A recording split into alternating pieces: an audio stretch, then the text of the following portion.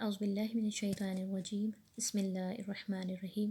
لوح محفوظ کا قانون ہمیں بتاتا ہے کہ ازل سے ابد تک کائنات میں جو کچھ بھی ہے وہ اللہ تعالیٰ کی کار فرمائی ہے۔ لفظ یا اللہ، اللہ تعالیٰ کے اسماء الحسنہ میں اسم اعظم کی حیثیت رکھتا ہے۔ یہ اللہ تعالیٰ کا ایک ذاتی نام ہے اور یہ تمام ناموں کے سردار ہے۔ اللہ تعالیٰ کے اس اسم کی صفت یہ ہے کہ جب بھی اس کا ذکر کیا جاتا ہے تو اللہ تعالیٰ اس کی غیب سے مدد فرماتے ہیں۔ حدیث شریف میں ہے، رسول اللہ صلی اللہ علیہ وآلہ وسلم نے فرمایا کہ اللہ تعالیٰ کے اسماء الحسنہ ہیں جن کے ساتھ اگر دعا کی جائے تو وہ ضرور قبول ہوتی ہے۔ جو شخص ان ناموں کو پڑھے گا اور یاد کرے گا وہ یقیناً جنت کا حقدار ہوگا۔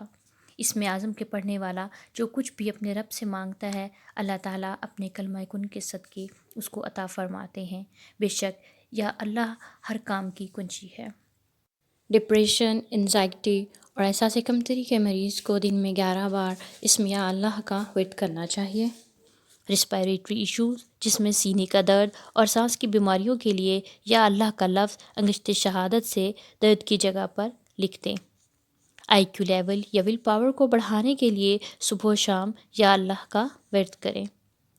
ہارٹ ایشو جیسا کہ سینے کا درد یا اینجیوگرافی کے مریض دن میں 100 مرتبہ یا اللہ کا ورد کرے گا تو انشاءاللہ اسے شفا نصیب ہوگی۔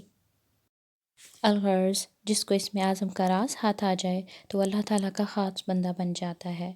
حضور صلی اللہ علیہ وآلہ وسلم کے وسیلے سے اللہ رب العزت ہماری اس کاوش کو قبول فرمائیں۔